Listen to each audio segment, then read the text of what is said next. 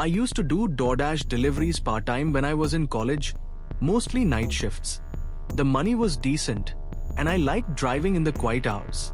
There was something peaceful about the empty streets and the way snow muffled every sound. But that night, the night I got the empty house order, I realized silence isn't always comforting. It was late, around 9:20 p.m., and a new order popped up on my app. Big one.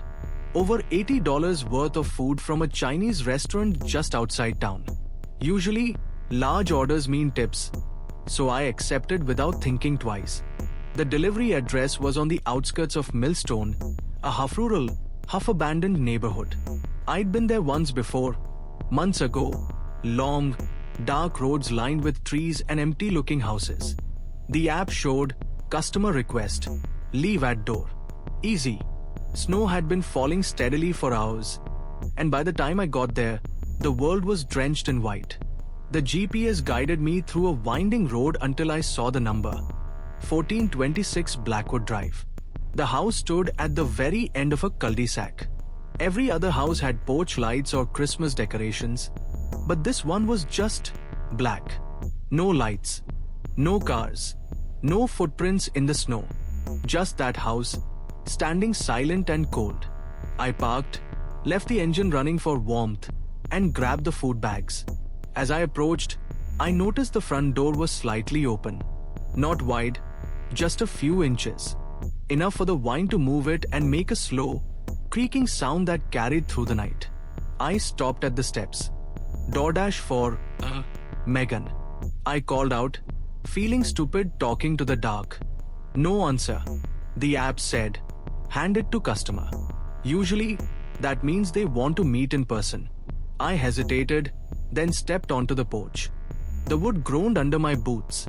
I could smell the faint scent of something old, dust and rot mixed with cold air. Hello? I said again, louder. Your door's open. Still nothing.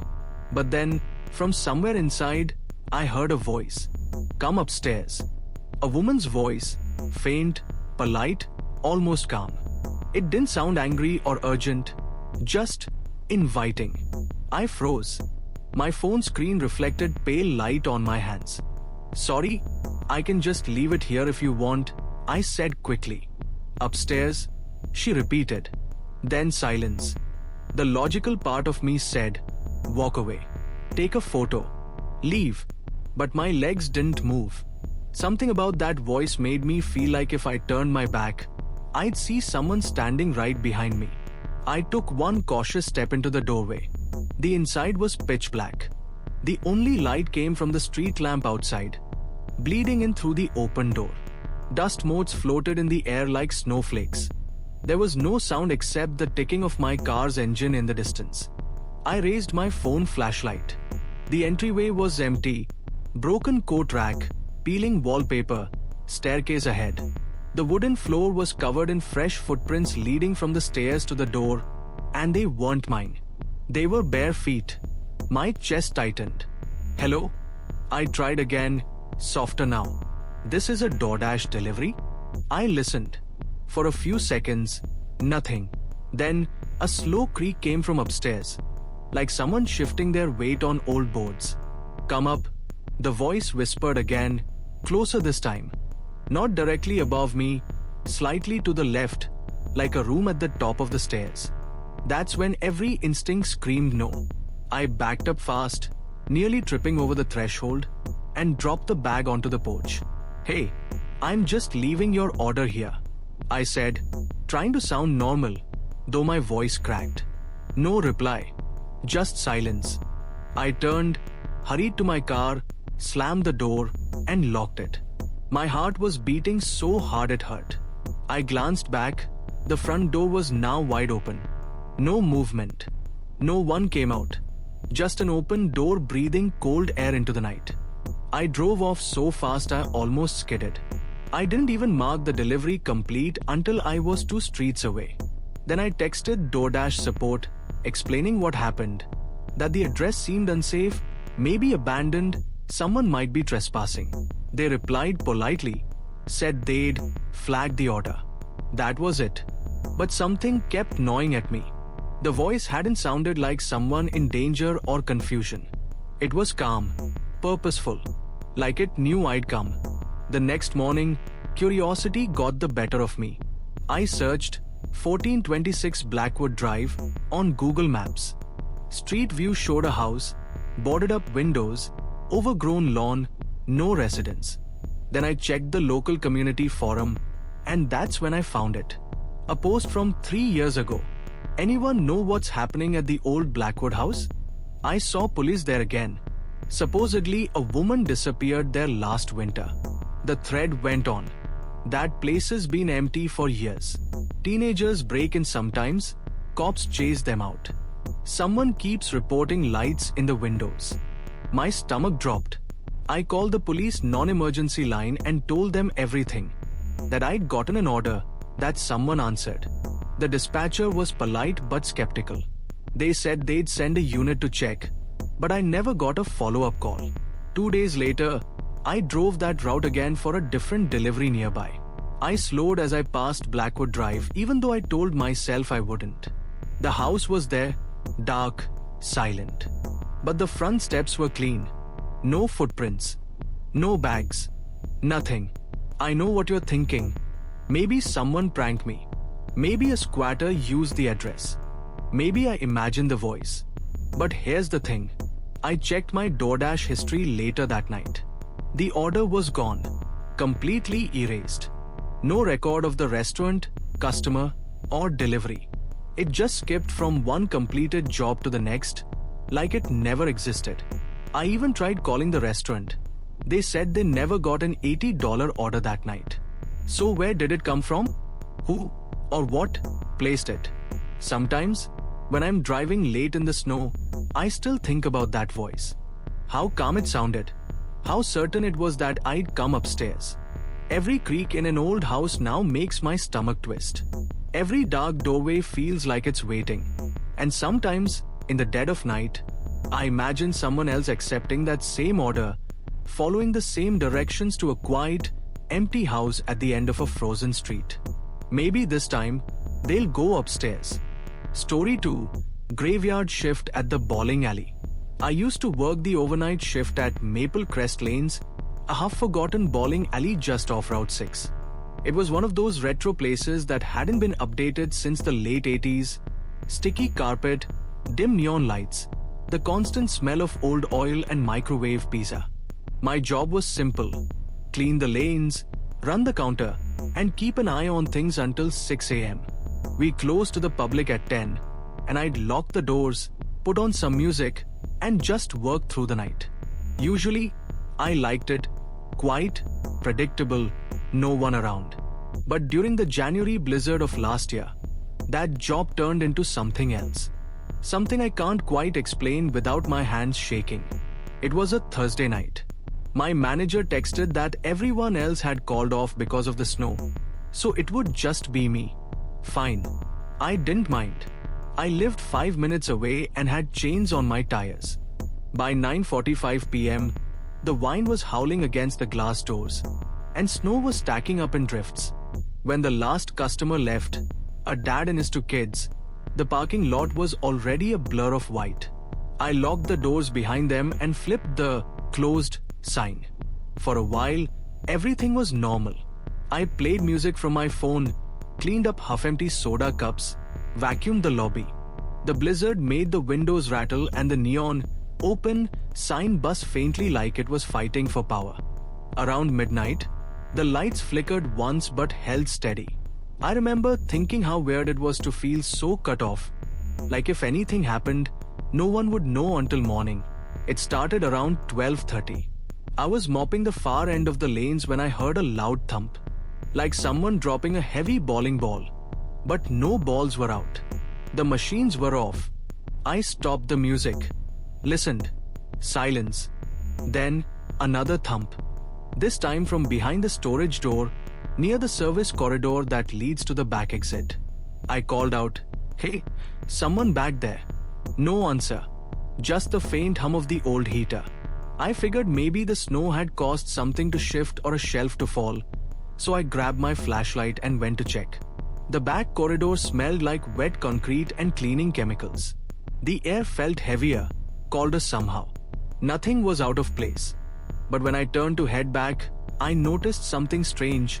Wet footprints on the floor, leading toward the lanes. They weren't mine. I was wearing dry sneakers. These were boot prints. Fresh. The snow melt still glistened under the flashlight. I followed them, every muscle in my neck tight. The print stopped near lane 14, right by the ball return. Beyond that, dry floor. Like whoever it was had just disappeared. I told myself maybe the footprints were old, melted in slow leaks from people earlier. I tried to focus on cleaning, but my nerves were frayed. I turned the music back on, louder this time, and went to the counter to log my hourly report. Around 2 a.m., I heard something roll. It came from the lanes again, a slow, scraping roll, like a bowling ball drifting down on its own. I froze mid-typing. The sound was unmistakable. I grabbed the flashlight and stepped into the lane area again. There, in the middle of lane 14, sat a single bowling ball, perfectly centered. Not moving now. All the racks were empty. I'd already stored everything. I hadn't touched that lane in hours. I stood there staring at it, trying to think of any possible explanation. The pin setters weren't running. The power switch was off. There was no way a ball could have rolled out on its own. Then, as I approached, I saw something else. On the ball's black surface, faint white smudges. Fingerprints. Wet ones. I backed away. My heart pounded in my throat. I decided enough was enough. I went to the office to check the security cameras. The system was old, the footage grainy, but it covered the main floor, front lobby, and service corridor. I rewound about 15 minutes. On the screen, the timestamp blinked 1:57 a.m. For a while, nothing happened, just static and dim light. Then, movement. From the far corner of the frame, something peeked out from behind lane 14, a person's shoulder, barely visible, then gone. A few seconds later, the bowling ball rolled into frame, slowly, like someone had pushed it.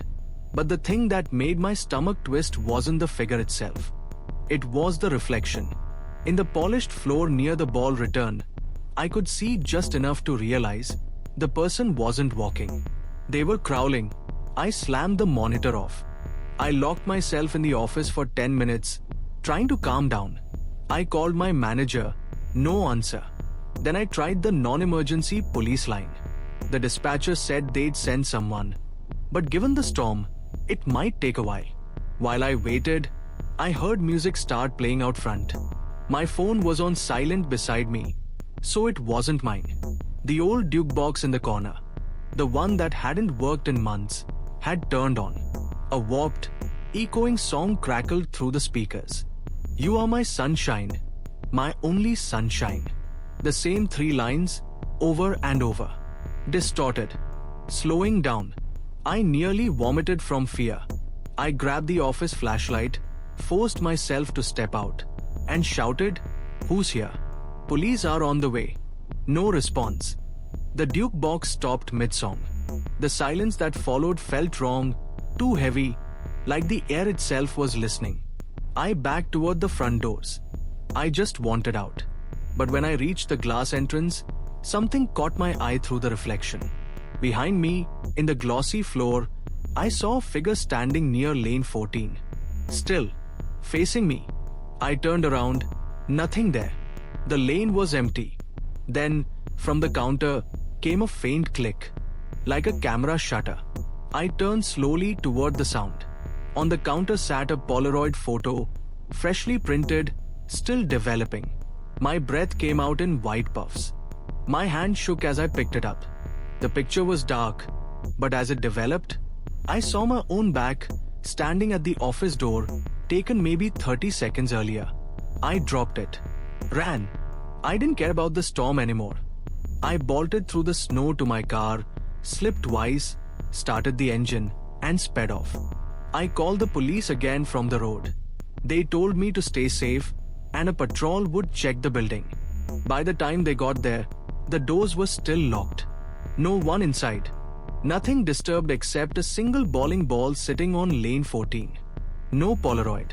No footprints. I quit that job the next day. 3 weeks later, I ran into one of the morning shift guys at a gas station. He looked pale, tired. When I asked how things were at the alley, he said quietly, "You heard about the pictures, right?" Apparently, the janitor found a box of Polaroids under the counter a few days after I left. All recent, all showing the night shift area from different angles. Most were empty shots of the lanes, hallways, or counters. But in several of them, you could see a figure crouched low behind things. Vending machines, benches, the ball racks. Always out of focus, but definitely human. And in the last one, timestamped 1/19th, the night of the storm, the figure wasn't hiding. It was standing right behind me as I mopped the floor, looking straight at the camera. Sometimes, when I hear the hum of fluorescent lights or the creak of wet shoes on linoleum, I feel that same crawling dread again. That sense that something's watching just beyond the edge of sight. I can't ball anymore. Haven't stepped in once since. And every time snow starts to fall, I remember the sound of that lone ball rolling through the dark. And the voice in my head whispers, "You are my sunshine." Story 3. The Fire in the Pines. I've gone camping alone for years. It's my reset button. No phone, no noise, just me and the forest. That winter, I thought a weekend out near Coldwater Lake would clear my head. It's a familiar place. I'd been there every summer growing up. And in winter it's practically deserted. I packed my gear, left town Friday afternoon, and drove the 2 hours north while a thin snow started falling. The temperature hovered around 20 degrees Fahrenheit. By the time I reached the trailhead, dusk was already creeping in, pale light bleeding over endless pines. I planned to stay at Site 5, a clearing near a frozen creek. I'd stayed there before. The ranger station was closed for the season. But that wasn't unusual. You just register online and go in. When I pulled into the lot, there were only 2 other cars, both dusted with snow, probably hunters or ice fishers. I strapped on my pack, slung the small tent bag over my shoulder, and started down the trail. The forest was too quiet. No wind, no birds, just the crunch of snow under my boots. The cold made every breath look like smoke. After 20 minutes, I saw the familiar marker nailed to a pine. 5. Relief. My campsite. But before I even reached it, I stopped. Because through the trees, maybe 100 yards away, I saw firelight. A campfire. Big, orange, healthy flames licking upward. And yet, or something about it was off. The light didn't flicker right. It was too steady, like it wasn't reacting to wind. I couldn't see anyone, no silhouettes moving around it. I checked my phone. No signal, of course. Maybe another camper? But no one registers this late in winter. Still, I decided to call out. "Hello? Anyone there?" No response. The fire kept burning. I waited a few seconds, then turned back toward my clearing, just a short distance away. I figured I'd drop my gear and maybe check it out once I'd settled in. But as I set my pack down, I noticed something strange. The snow near my tent area wasn't untouched like usual. There were tracks, fresh ones, going in a circle around the clearing. Not animal tracks. Human boots. Someone had walked around my site recently. My pulse started climbing. I knelt down. The prints were deep, sharp-edged, maybe a few hours old at most. The boot size looked bigger than mine. They went right up to where I usually pitch my tent, then looped back into the trees toward that firelight. The sky was getting darker, and the woods felt heavier somehow. The air was so still I could hear the faint crackling of the distant fire. I decided not to stay there after all. I'd hike back toward the car and sleep inside it if I had to. I hoisted my bag again. That's when I noticed the fire had grown brighter. It wasn't flickering anymore. It almost looked like it was burning straight up. A column of orange against the blue dusk. Something in my gut told me to keep my light off, move quietly. I started back down the trail, breathing slow, trying not to crunch too loudly. Halfway back, I glanced over my shoulder and froze. There was a figure standing near the fire now. Too far to see details, just the outline, tall, still, facing in my direction. For maybe 5 seconds, neither of us moved. Then, as I blinked, the figure stepped backward, into the dark beyond the flames. Gone. By the time I reached the parking lot, the last light of day had vanished. My hands were numb, my heartbeat pounding in my ears. I tossed my bag in the car and locked the doors. For a few minutes, I just sat there, engine off, trying to calm down. Then I saw it. A faint glow flickering through the trees behind me. That same firelight. It shouldn't have been visible from here. Site 5 was a good half-mile in, no line of sight. Yet I could see the reflection of flames dancing in my rearview mirror. I turned the key, headlights slicing through the snowfall, and got the hell out. The next morning, I went to the ranger station when it opened. An older man in a brown jacket sat behind the desk, sipping coffee. I told him about the fire, the tracks, the person watching. He frowned. "Nobody's supposed to be camping out there this week," he said. "Season's closed for maintenance." I showed him my registration confirmation. He scratched his head. "That's odd. Site 5 isn't even listed right now. Must be a system glitch." Then he said something that made my skin crawl. "You said you saw a fire there? Big one." "Yeah. There shouldn't be anything left to burn. That spot got cleared out after the accident last winter." "Accident?" I asked. He hesitated. "Guy went missing. Winter camper, alone. We found what was left of his tent, and the fire. Big one. Too big. Burned half the clearing. We think his gas stove exploded." He took a sip of coffee, eyes unfocused. "But we never found the guy himself." I left soon after. Drove home with the heater on full blast and the radio blaring just to drown out the quiet. I didn't sleep that night.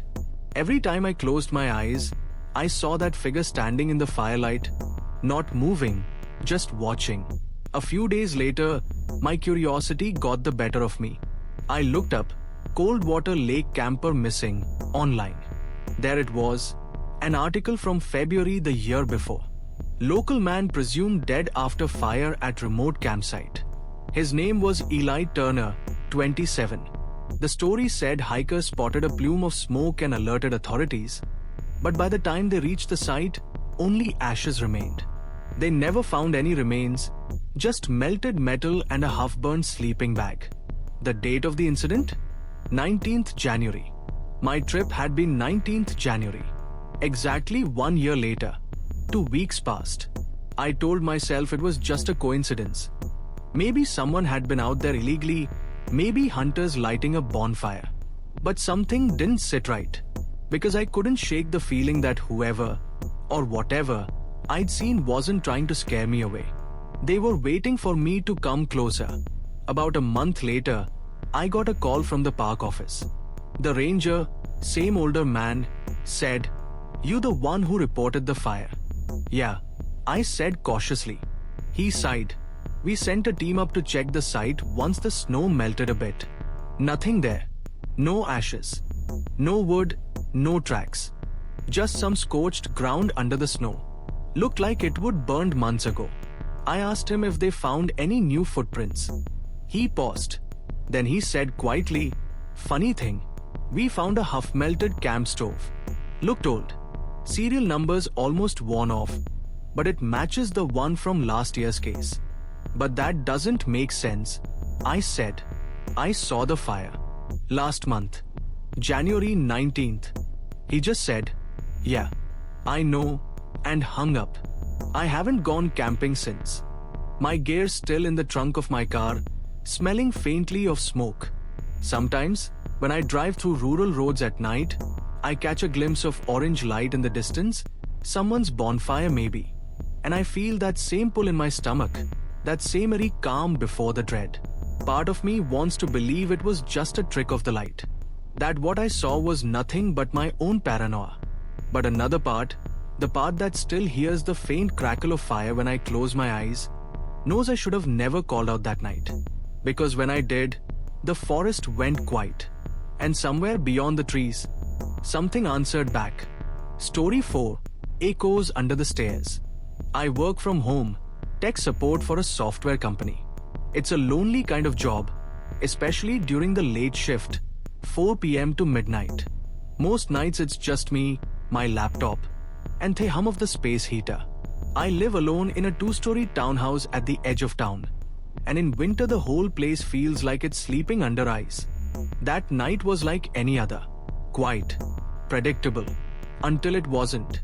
It was mid-January, the tail end of a brutal cold snap. The roads were glazed with black ice, and the snowbanks outside my window were taller than my mailbox. I remember thinking how peaceful it felt. That insulated silence where even the hum of the heater seems distant. Around 10:15 p.m., I muted my mic between calls and went to refill my mug. As I passed the hallway, I heard something faint, a soft creak, like someone had stepped on the first stair. My house makes noises all the time. Old wood, dry air. But this was sharp, intentional. I froze, listening. Then another creak. Second step. I leaned over the banister, half expecting to see my neighbor's cat that sometimes sneaks in when I forget to latch the door. But the front door was shut. The stairwell was empty. Just the faint shape of the railing disappearing into darkness. I told myself it was the house settling. Still, I closed the office door when I went back upstairs. At 10:47, during a screen-sharing session with a client, I heard it again, this time directly below me. A slow scrape, like something brushing against drywall. My office sits above the entryway and the small storage closet under the stairs. The sound came from there, deliberate and muffled. The client kept talking, but I barely heard them. I muted myself, stood, and pressed my ear to the floor. Silence. Then, faintly, tap, tap, tap. 3 knocks from inside the wall. I felt my whole body go cold. I ended the call, said there was a technical issue, and shut my laptop. For a long minute, I just sat there, trying to rationalize it. Pipes expanding. A squirrel in the crawl space. But my crawl space is sealed. I checked it in autumn. There's no way in from outside without breaking the vent covers. Finally, I grabbed the flashlight from my desk and went downstairs. The air was colder on the lower level, the kind of cold that makes your breath visible indoors. The house smelled faintly of dust and paint. I stood at the bottom of the stairs, staring at the closet door under them, the one that leads to the narrow storage cavity. It was slightly open, just an inch, enough to show darkness inside. I knelt and listened. Nothing. Still, I called out, "Hello? Who's in there?" The words sounded ridiculous the moment they left my mouth. No reply. I pulled the door open. The beam of my flashlight swept over boxes, old shoes, and Christmas decorations. Everything looked untouched. But on the inside wall, drawn through the dust, were 3 fresh lines, short vertical scratches, like from a fingernail. I slammed the door shut, locked it, went back upstairs and told myself I'd deal with it in the morning. For the next hour, I tried to focus on work. I kept my headphones on, volume high. At one point, I caught myself laughing at how paranoid I'd been. The heater clicked on, filling the silence with warmth. Then, at 11:32, the power went out. Everything, screens, lights, heater, dead in an instant. The only sound was the wind pressing against the windows. I waited, thinking maybe a breaker tripped, but then I heard it, footsteps.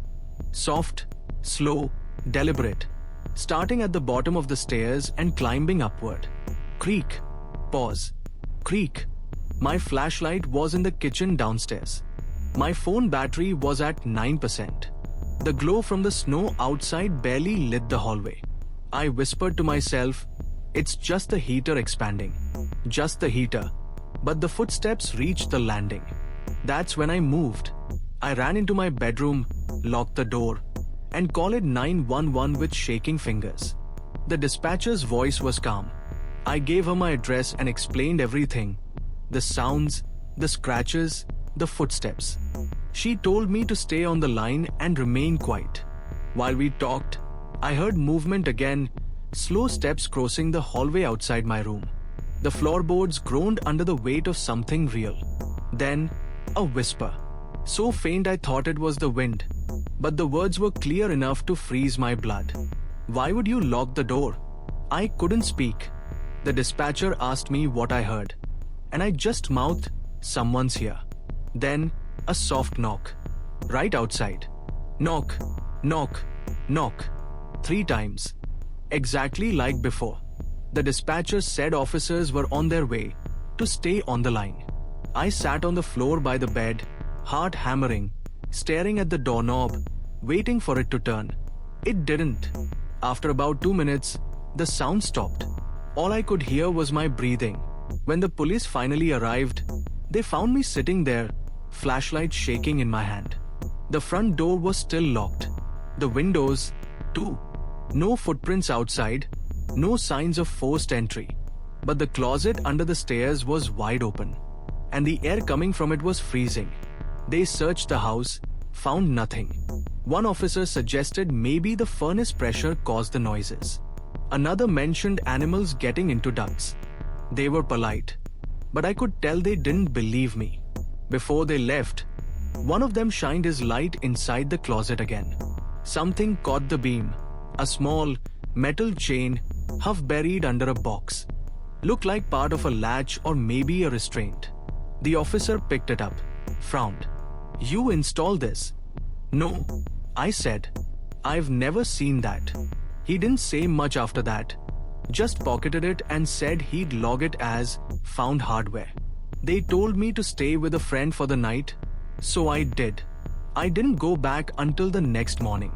When daylight came, I finally worked up the nerve to inspect everything myself. The closet floor was covered in dust except for a single patch near the back, about 2 feet wide, that looked disturbed, like someone had been lying there. I got on my knees and looked closer. There was something written faintly on the wood beneath the dust, a set of small, uneven letters carved in with a nail or knife. He listens. I backed out so fast I hit my head on the stair beam. I moved out 3 weeks later. Couldn't sleep there anymore. The new place is smaller, noisier. I keep a radio on all night, just to fill the silence. Sometimes, when I'm on late support calls and the line goes dead for a second, I swear I can hear breathing on the other end, shallow and slow, like someone listening closely. And every now and then, when I close a closet door, I wait a moment after it latches, because I half expect to hear it knock back. Story 5. The Cabin Guest. Last December, I rented a cabin near a ski resort in northern Vermont. I'd just finished a brutal year, remote work, breakup, burnout, and wanted a week of total silence. Just snow, firewood, and bad coffee. The cabin was perfect. Pine walls, a wood stove, 2 miles from the nearest neighbor. When the snow started falling the first night, it felt like a dream. I didn't even bother locking the door that evening. There was no one for miles, right? By the 3rd night, I started hearing the snow. Not the flakes, but the sound beneath them, that soft, rhythmic crunch you only hear when something's moving slowly, deliberately. Footsteps.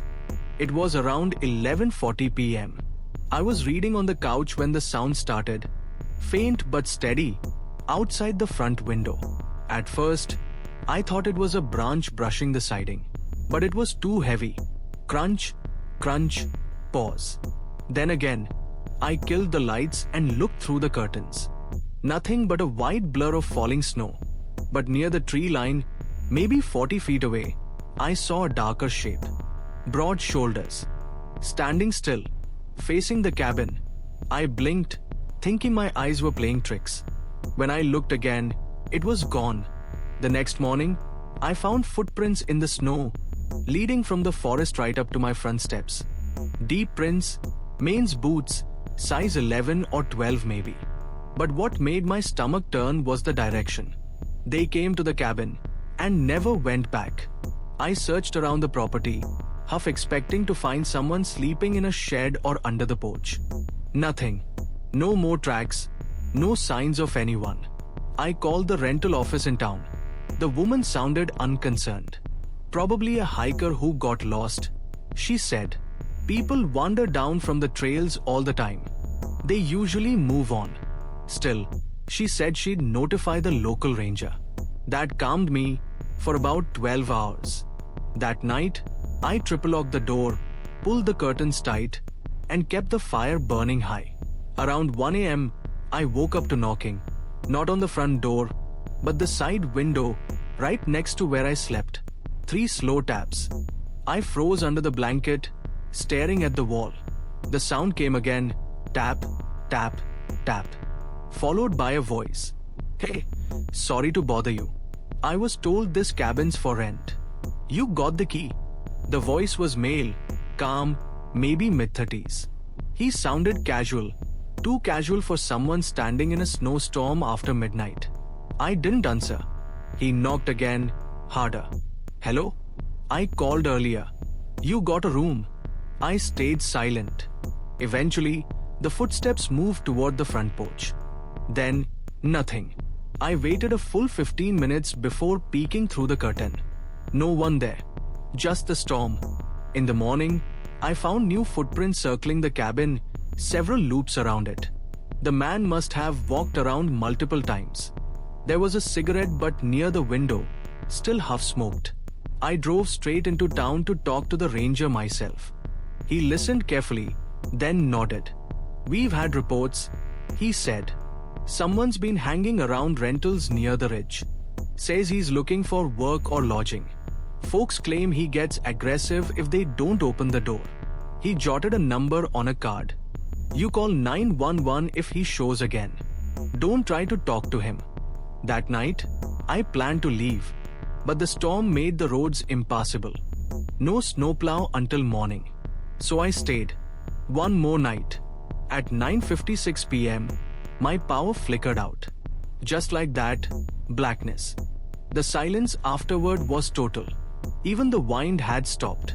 I grabbed my flashlight and checked the circuit box. Everything looked fine. But as I turned back toward the main room, I saw something through the front window. A glow moving between the trees. A flashlight beam. Sweeping slowly, side to side. Someone was out there again. I crouched behind the couch, killed my light, and waited. The beam came closer until it flashed across the porch railing. Then I heard a metal clink, like tools being dropped on wood. And then, whispering. 2 voices now. I crawled toward the window, just enough to peek. 2 men stood there. One tall, bearded, wearing a parka. The other shorter, with a duffel bag slung over his shoulder. They were looking at the lock on the door. I could hear them clearly through the thin glass. "He said it's empty," one muttered. "Doesn't look empty," the other said. "Lights off though."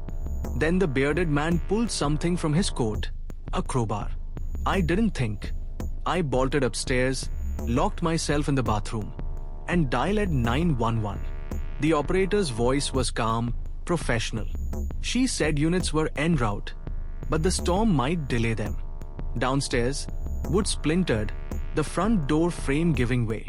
They were inside. My breath caught. I turned off the bathroom light and pressed against the tub, listening. Footsteps, slow, heavy. One set moved through the kitchen, another creaked on the stairs. I could hear them talking in low tones. "Check upstairs. Lights are off. Grab the tools." Then a pause. "Wait, he's here." My chest went cold. I don't know how they knew. Maybe they heard me breathing. Maybe they saw footprints by the door. The next sound was a creak outside the bathroom. One step, then another. Then silence. Then tap, tap, tap on the door. "Hey, man, we don't want trouble. Just open up. We are freezing." The handle twitched. Once, twice. Then they both started laughing. Quiet, breathy laughter that didn't sound right. "Ain't much space in there," one said. You sure you wanna stay put? I pressed my back against the wall, praying for the sirens. After what felt like hours, but was maybe 10 minutes, I finally heard something outside. Engines, voices, flashlights sweeping across snow. The men bolted. I heard the door slam and boots pounding outside. By the time police arrived, the intruders had vanished into the forest. The officers found the crowbar on the porch and the duffel bag halfway down the hill. Inside were a knife, a small propane torch, duct tape, and bolt cutters. They said I was lucky that the storm slowed them long enough for backup to reach the road. One officer pointed out that the men must have cut the power line behind the cabin. That's why I lost electricity. They'd planned it. But no tracks led away from the woods. The snow had covered everything within minutes. The next morning, the rental office called again. They'd reviewed security footage from earlier in the week. A small trail camera by the maintenance shed. It showed the same bearded man walking around the property 2 days before I even arrived, staring directly into the camera lens. Police ran the image, but no match was found. They think he might have been part of a burglary ring moving between seasonal cabins. But I'm not so sure. That face, the way he smiled at the camera, it wasn't casual. It was like he knew someone would be watching later. I left that morning, drove south until I hit clear roads, and never looked back. The cabin's still listed for rent. New photos went up on the site last month. Same place, same porch, freshly repaired door frame. But if you zoom in on one of the pictures, the one showing the snow-covered steps, you can see two faint boot prints leading away from the door. And the listing date? 14th December. Exactly 1 year to the day. Story 6. The passenger in the snow. I drive delivery routes for a logistics company, mostly night shifts, long stretches of empty highway through Vermont and New Hampshire. That winter, I was covering extra miles to save for a new truck. Long nights, black ice, gas station coffee. It all blends together after a while. The night it happened, 23rd January, started normal. A light snow was falling, no traffic, just my headlights cutting through the flakes. My last drop was 40 miles out, at a remote farm road.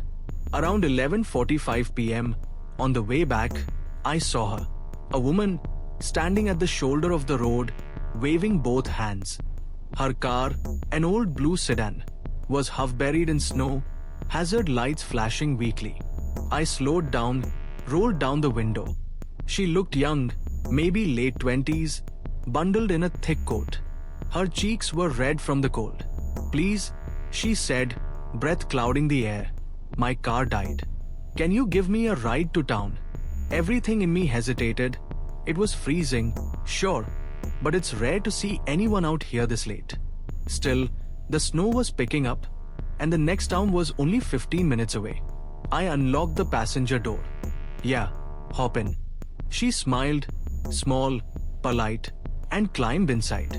She barely spoke at first. Just rubbed her hands together and stared out the windshield. I told her I was heading toward Mill Creek, and she nodded. "That's fine. My place is just past there." Her voice was soft, almost flat, no accent I could place. Something about her felt distant, like she was only half there. A few miles later, I tried to make conversation. "Car trouble out here's the worst. You break down and it's like the world forgets you exist." No response. She just kept watching the trees slip past, her reflection flickering in the glass. Then I noticed something strange. Her coat, it wasn't wet, not even dusted with snow, even though she'd been standing out there for who knows how long. 10 minutes into the drive, the road narrowed through dense woods.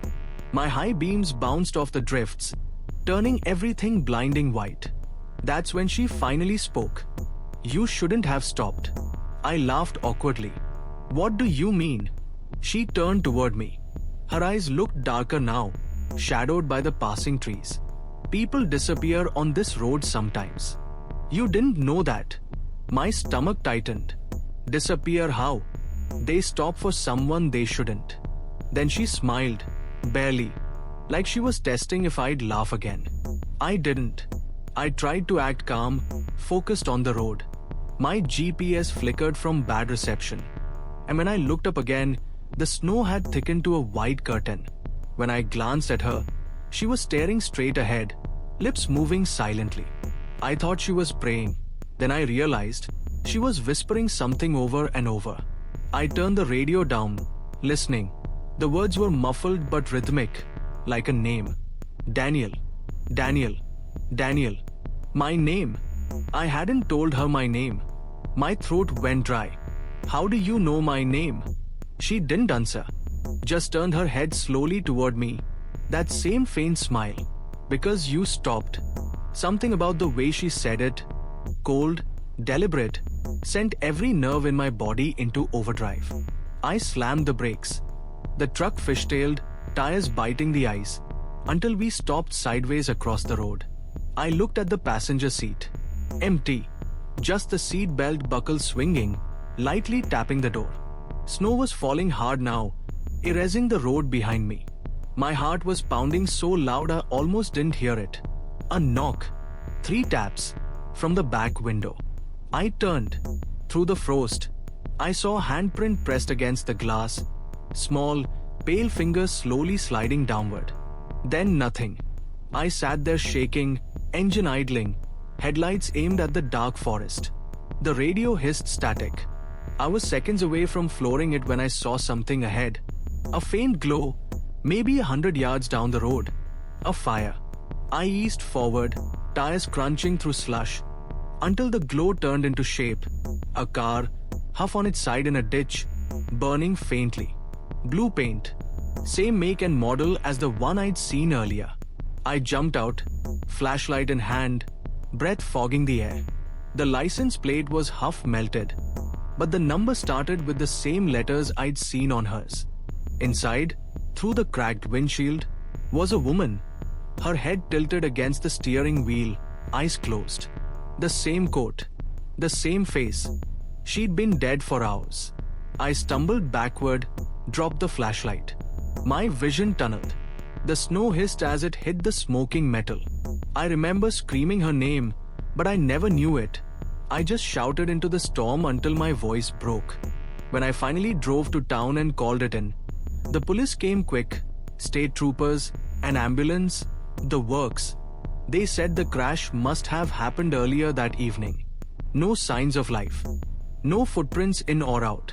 When I tried to explain that she'd been in my truck, that she spoke to me, they just looked at each other and said I must have been in shock. They found my passenger door open, though, and in the snow by the side step, a single bare footprint, toes pointed toward the woods. A week later, one of the troopers called me back. He said they'd run her ID. The woman's name was Murray State, 27. She'd been driving alone to Mill Creek before she crashed, sometime between 10 and 11 p.m. About 40 minutes before I picked her up. He didn't say much else, just thanked me for the tip that led them to her car. But before hanging up, he hesitated. You said she talked to you, right? In your truck? Yeah. Did she say anything about a name? I swallowed. She said mine. He was quiet for a few seconds. There was something written on her dashboard. We thought maybe she'd carved it before she died. What was it? I asked. Just one word. He paused, then read it aloud. Daniel. I haven't driven nights since. Can't. Every time the snow starts to fall and the road goes quiet, I see her in the passenger mirror, reflection faint, like fog on glass. Sometimes, when I glance at the seat beside me, the belt buckle moves, slow, deliberate, like it's being lifted. And I hear her voice again, just above the hum of the heater. You shouldn't have stopped. Story 7. Footprints to the bedroom. It happened in February, at my old rental house just outside Bangor, Mane. I was working the late shift at a call center then, back home around 2 a.m., when the world is silent and even the air feels empty. The house was small, 2 bedrooms, nothing special, but it sat alone at the end of a long, unplowed driveway surrounded by woods. Rent was cheap, and I didn't mind the solitude. At least, not at first. That night, the snow had fallen heavy and clean. No wind, no noise. Just that perfect white sheet blanketing everything. When I pulled up, my headlights caught footprints leading from the tree line straight to my front porch. They weren't mine. I hadn't had visitors in weeks. I got out slowly, scanning the yard. The prints were deep, a man's size, maybe boots. They came out of the woods at an angle, crossed the driveway, and stopped right at my front door. There were no prints going back. The snow was smooth beyond the porch, untouched. Whoever it was had walked to my house and never left. My chest tightened. I checked the door, still locked. Lights off inside, just the glow from the motion sensor on the porch. For a long minute, I just stood there, listening. But the woods were silent. No wind, no animals, nothing. Finally, I forced myself to unlock the door and step inside. The air inside felt different, colder than usual. Like the heat hadn't kicked in, even though the thermostat was running. I flicked the lights on. Everything looked normal. My boots by the door, jacket on the hook, dishes still in the sink. No sign anyone had broken in. Still, I couldn't shake the feeling that the air had shifted. Like the house had been opened and closed again. I checked every room, closet, bathroom, even the basement. Nothing. Just the faint smell of cold air and old wood. By 3 a.m., I convinced myself it had to be a delivery driver or a hunter cutting through the property earlier in the day. But when I looked outside again, the prints were still sharp, fresh, uncovered by snow. They looked new. I tried to sleep, left a small lamp on beside the bed, something I'd never done before. The silence pressed in from all sides, thick and unnatural. I could hear the house settling, soft creaks that seemed almost timed, like footsteps in another room. Around 4:27 a.m., I woke up to a faint noise. A slow, wet drip, drip, drip. It came from the hallway. I thought maybe the roof was leaking, but when I stepped out, the carpet was dry. Then I looked down. Footprints. Wet, dark, shining under the lamplight. Starting at the front door, leading down the hall, and ending at my bedroom. I stared, heart slamming against my ribs. The front door was still locked. I checked it 3 times, locked from the inside. But someone, or something, had tracked snow through my house while I slept. I called 911. The dispatcher told me to stay in my room. Said officers were on their way. I locked the door and grabbed the heaviest thing near me, a desk lamp, and stood there, waiting. Every sound felt amplified. The faint hum of the fridge, the soft tick of the clock. Then, creak. From the hallway. Someone was outside the bedroom. The knob turned once, slowly, then stopped. I held my breath. It turned again, harder this time, then stopped completely. No footsteps after that. Just silence. I stood there for what felt like forever, lamp raised, staring at the door. When the police finally knocked 20 minutes later, I nearly screamed. 2 officers went through the house. Every window was latched from inside. No signs of forced entry. But they both noticed the footprints. The trail was unmistakable. Wet, melting slowly into the floorboards. Front door, hallway, bedroom. But the first print started half a foot inside the door. Like whoever made them hadn't stepped in from outside, they'd stepped out. One officer crouched near the prints and frowned. "They're too warm," he said quietly. "Still damp after all this time." They couldn't explain it. Took photos, wrote a report, told me to stay elsewhere for the night. I went to a motel. Didn't sleep. The next morning, daylight made it worse. The prints were gone. The floor was bone dry. No stains, no residue, nothing. Just faint smudges, like condensation that had evaporated. The landlord showed up later, grumbling about cops and messes. When I told him everything, he just sighed. "You're not the first," he said. "Tenant before you said someone kept leaving wet tracks up to his bed." swore he heard them at night. I stared at him. What happened to him? He shrugged. Left after 3 months. Didn't take his deposit. Just left. For weeks afterward, I kept every light on at night. Slept with the bedroom door locked, phone in hand. But sometimes I'd wake to the faint sound of dripping again. Always just out of reach. One morning, I noticed something by the window. Condensation on the inside of the glass, where it shouldn't be. And in it, 5 small streaks, like fingertips dragged downward. That's when I moved out. 2 months later, curiosity got the better of me. I drove back down that road just to see the old place from the outside. Snow had melted by then, but as I slowed near the driveway, something caught my eye. There were footprints again, faint, half filled with meltwater, leading from the woods straight to the front porch. Only this time, they didn't stop at the door. They turned, one by one, around the side of the house, and disappeared right below the window of my old bedroom. That night, back in my new apartment, I couldn't shake the feeling I'd brought something with me. At 3:08 a.m., I woke up to the sound of dripping, and when I looked at the floor beside my bed, there they were, 2 wet prints, side by side, facing the mattress. Story 8, The Sleeper by the Window. It happened during a blizzard last December. The kind that traps you in your own house, the kind where the silence is louder than any sound. I was staying at my uncle's hunting cabin in northern Vermont. He'd passed away that summer, and I'd gone up there to clear things out. Just a few nights alone, I thought. The cabin Saturday 2 miles from the nearest road, half buried in pine trees and untouched snow. When the storm rolled in, the world disappeared. By 8 p.m., it was white noise, snow hammering the roof, wind clawing the windows. I'd shut the generator off to save fuel and sat by the fireplace. Just me, the flicker of flame, and the creak of old wood. Around midnight, the storm slowed. The silence that followed was absolute. No wind, no trees, no motion. Just that heavy, cold stillness. Then I heard it. A breath. Not mine. Not the settling of the house. A slow, rhythmic sound, drawn out. Human, from outside. I froze. The sound came from near the front window. A pane of glass thin enough to feel through.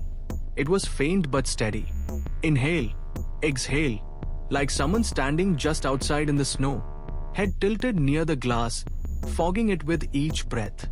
I killed the fire instantly, plunging the room into cold shadow. My pulse thundered in my ears. The breathing didn't stop. I grabbed the flashlight from the mantel, but didn't turn it on. The beam would show me before I saw them. Instead, I crouched low and crept toward the window, step by silent step. The sound was right there now, separated only by the thin pane between us.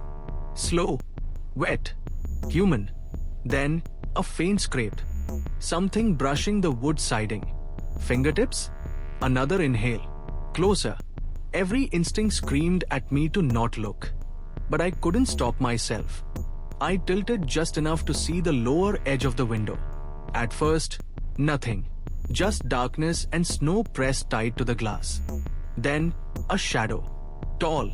Motionless. Right outside. The glass clouded faintly, then cleared, as if someone's breath was condensing against it. No face, no features, just that rhythm. Inhale, exhale, fog, clear. Over and over. I stumbled backward, tripped over the coffee table, and grabbed my uncle's rifle from the wall. When I looked back, the breathing had stopped. For the next hour, I sat with the rifle across my knees, every muscle tense. No sound but the faint ticking of melting snow sliding down the roof. I told myself it had to be the wind, some trick of pressure or air through the chimney. But at 2:11 a.m., I heard it again. Not at the window this time. At the door. A slow, rattling inhale just beyond the wooden boards, followed by a soft cough. Then another breath, heavier, like lungs straining in the cold. I aimed the rifle at the door, heart hammering. "Who's out there?" I shouted. The breathing stopped. For 5 seconds, there was nothing. Then 3 knocks. Slow, deliberate. I didn't move. Another knock. Louder. Then silence again. I waited until dawn before I even dared to check. When I finally opened the door, the air that rushed in felt sharp enough to cut skin. Snow was waist deep, unbroken except for one thing. A shallow indentation right by the threshold. Like someone had been standing there, leaning close, pressing their face against the wood. But no footprints. Nothing leading away. I stood there staring at that hollow in the snow until my eyes blurred. Then I noticed something else. A dark patch on the inside of the door. Condensation. From breath. That morning, I tried calling for help, but the cell tower was down from the storm. No radio signal either. I told myself I'd ride it out another night, then hike out once the weather cleared. By evening, the temperature dropped fast. I built another fire, trying to drown out the silence with the crackle of wood. It almost worked until I heard it again. Only this time, it came from the roof. A slow, dragging movement. Then a long inhale, muffled through the beams above me. Something was up there, crawling.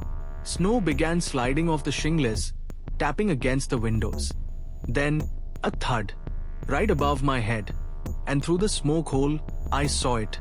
Just for a moment, a hand, pale against the night, dragging across the edge of the roof before vanishing over the side. I bolted the door again, loaded the rifle, and sat in the corner with the fire out. For hours, nothing. Then, around 3 a.m., the breathing came back, this time from every side. Soft, uneven inhalations circling the cabin. Sometimes close, sometimes far, like someone pacing through the snow, whispering through their teeth. I stayed awake till dawn. When light finally seeped through the windows, the woods were still. No footprints. No sign of anyone. Just the smell of wet smoke and something faintly sour, like exhaled air left too long in a closed space. I packed up and left that morning, trudging through waist-deep drifts toward the road. Halfway down the trail, I turned back for one last look. The cabin stood small and silent in the snow. Then the curtain in the front window moved. Just a little, like someone's hand had brushed it aside to watch me leave. 2 weeks later, when I got back home, a ranger called. He said they'd gone out to check the cabin after the storm. Found the place in decent shape. But he asked me something that froze the blood in my veins. "You said you were alone up there, right?" "Yeah," I said. Strange, because we found the inside of the windows completely fogged over. Like someone had been breathing on all of them from the inside. Story 9. The Lost Child in the Woods. I'd been working a seasonal job in the Adirondacks, clearing trails and repairing ranger huts before spring thaw. That night, I stayed behind at an outpost cabin to finish some paperwork and check the snow gauges before a predicted storm. It was close to midnight, and the forest outside looked like an ocean of white glass. Moonlight bleeding across frozen branches, no movement, no sound. I remember thinking it felt too quiet. Not peaceful, just hollow, like the woods were waiting. That's when I heard it. A child's voice. It was faint at first, distant and strained, like someone calling from far off. "Hello?" It came from beyond the tree line, toward the lower trail that dipped into the pines. I froze mid-step. There shouldn't have been anyone out there. Not in that weather, not at that hour. But then I heard it again, clearer this time. "Is anyone there? Please. I'm lost." Instinct overrode reason. I grabbed my flashlight and coat, slipped on snow boots, and stepped into the cold. The air was razor sharp, stinging my lungs. The snow underfoot muffled every sound. But the voice guided me, short, gasping cries coming from deeper in the woods. "Where are you?" I shouted. No response, just a weak sob echoing between the trees. I pressed on, light swinging between trunks. After a few minutes, I spotted something pale through the dark, a small figure standing by a pine, half hidden behind a drift. It looked like a child, maybe 8 or 9. They wore a thin blue jacket, no hat, no gloves, completely wrong for the weather. Their back was turned to me, shoulders trembling. "Hey," I called. "You okay? I'm with the Rangers. Come here. I'll take you inside." The child didn't move, didn't even look back. Just stood there, shivering, face turned toward the deeper woods. I took another step closer. My boot sunk with a soft crunch, and the figure flinched like it had heard me for the first time. It turned its head slightly, not enough to show the face, just a glimpse of the side, a pale cheek, hair frozen stiff. Then, in the smallest voice I've ever heard, "He's still out here." The words hit me harder than the cold. "Who?" I asked. But before I could take another step, the child ran. They bolted into the trees, snow spraying behind them. "Wait!" I shouted, chasing after, flashlight beam jerking wildly through branches. But the woods grew thicker, darker, the snow deeper with every stride. I followed the sound of soft footsteps ahead, until I realized something was wrong. The tracks on the ground weren't small. They were big. I stopped dead, heart slamming. The prints in the snow were heavy, wide, spaced far apart, adult steps. Whoever had been running ahead of me wasn't a child. The forest suddenly felt suffocatingly silent again. I swung the flashlight around, breath fogging. No figure, no voice, just endless pines and a faint hiss of wind. I turned to retrace my steps and froze. My own footprints were gone. Snow had fallen silently behind me, covering every trace. The only visible trail now led deeper into the forest. I told myself to stay calm, follow the slope downhill, find the stream, then backtrack to the cabin. But before I could move, I saw it again, a flicker of blue between the trees. The child, standing by an old hut, half buried in snow. It wasn't one of ours. It looked ancient, log walls warped and blackened with rot, the kind settlers built a century ago. A faint light flickered inside, weak and yellow, like a candle. The kid turned toward me this time, face pale, eyes dark pits in the reflection of my beam. They lifted a hand slowly, pointing at the hut. Then they whispered, "He's in there." I should have run. Every nerve screamed to run. But something made me step closer. Curiosity, fear, maybe disbelief. The door to the hut hung slightly open.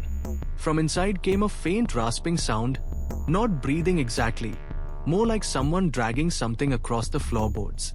I raised my light, calling out, "This is park security. If anyone's in there, I need you to come out." The dragging stopped. Then, from behind the door, a voice answered, low, rough, almost a growl. "Who brought you here?" The light in the hut blinked out, and the door slammed shut. I stumbled back, flashlight shaking. The woods erupted with the sound of crunching snow, footsteps, fast, heavy, circling the hut. I couldn't tell where they came from. Every echo sounded closer, until one stopped right behind me. I spun around, beam slicing through snow and branches. Nothing. Then, a whisper, inches from my ear. "Run." I did. I didn't look back. Branches clawed at my face, snow swallowed my boots, but I ran until my lungs burned and the trees began to thin. When I finally saw the orange glow of my cabin through the pines, I nearly collapsed in the snow. I locked the door, killed the lights, and sat there in silence until sunrise. I never heard another voice. No knocks, no footsteps. In the morning, I told the ranger station what happened. They searched the woods and found the old hut I'd described. But it was completely empty. No footprints, no candle, nothing. Just a few small handprints frozen into the inside of the door. The ranger who checked it said quietly, "We don't use that area anymore. Some hunters went missing out there years back. Nobody's supposed to be there." I asked if they ever found the missing child. He frowned. "What child?" Later, when I returned to my cabin to pack, I noticed something by the window. A small blue mitten, still wet with snow. I hadn't brought it in. Story 10. The Man Waiting for a Ride. It was early January, Deep winter. I worked nights at a gas station off Route 23. The kind of place where truckers stop to nap and snowplows refueled between runs. My shift ran from 10 p.m. to 6 a.m. Dead quiet except for the hum of the freezer and the radio static. That night, the snow was coming down in thick, lazy flakes.